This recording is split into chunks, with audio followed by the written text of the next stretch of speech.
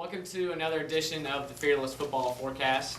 We're about halfway through the season. We only have 2 games in county this week, so we're going to switch it up, keep things fresh. We're going to do a little intro and kind of give one person is going to give a thought on the season so far, a lot of storylines, different things going on.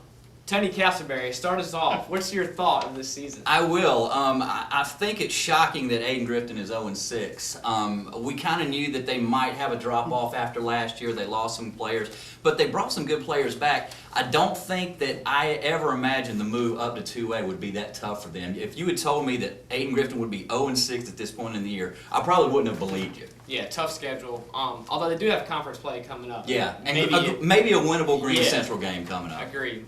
All right, Jim Gentry, what's your thought there? Opposite end of the spectrum. And that's the storyline really for the first half. It seems like our local teams are either really good or really struggling right now. Yes, true. He's got 4 or 5 wins or 1 or none. Yeah. But Farmville's got to be the surprise of the season. We talk about it every definitely. week. At this point, they're 5-0.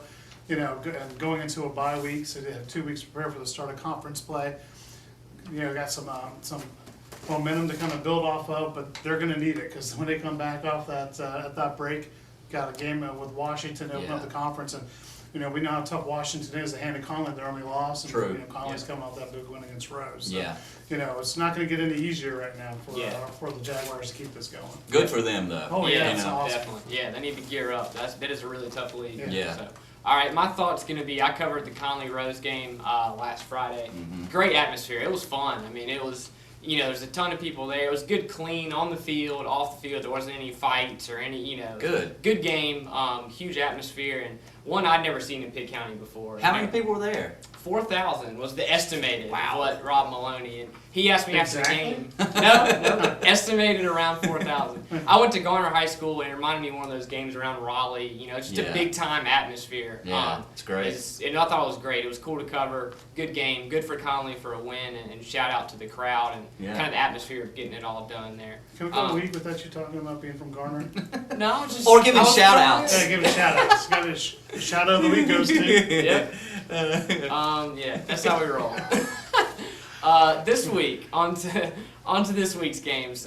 Tony, start us off here. Northside is at North Pitt. Yeah, that's going to be a tougher game, I think, maybe than it has been in past years. Northside is not a bad team. They come in at 3-2. North Pitt, though, that offense continues to impress. Just when you think they might have a down week, Staten will go roll up a bunch of yards, and they'll just continue to pound the football at you with that big offensive line. I think this is shaping up to be a good game, though. I don't think it's going to be a blowout. Yeah, I think a lot of points scored. Agreed, yeah. Who are you going to pick? I'm picking North Pitt basically just for the home field advantage. They've got a pretty good crowd going there since they've won the last few years. I feel like that'll help them win. All right, Jim? I'm going to go with North Pitt. Their offense is really clicking right now, and I see continuing this week.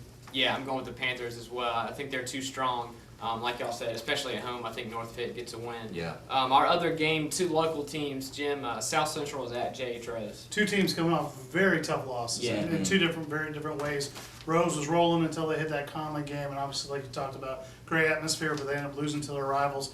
South Central fumbles the ball away late in that game. Yeah. Heartbreaking loss. And Ronnie and I have talked about this too.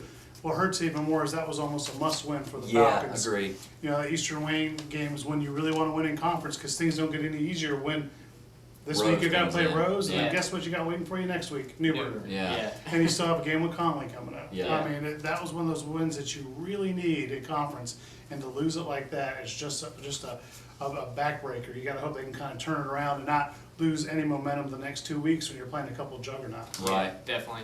Who you pick there? I got to pick Rose. I think they bounce back playing at home. I think South Central is going to need to get some momentum back behind them. But I just think Rose is going to have a little too much from this week.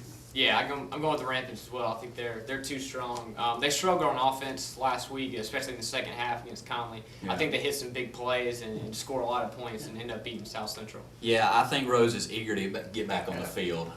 If you know anything about their coach and that staff, they probably wanted to play Monday if they had a chance. You know what I mean? But I think they'll win pretty easily. I hate to say it, but as you mentioned, Jim, that might be a serious backbreaker for South Central. It's hard to bounce back from losing that way. I don't think South Central is going to do it against Rose this week. All right. Well, there's I guess our mid-season edition of our forecast. Check reflector.com. Make sure you get a paper, and we'll see you back next week.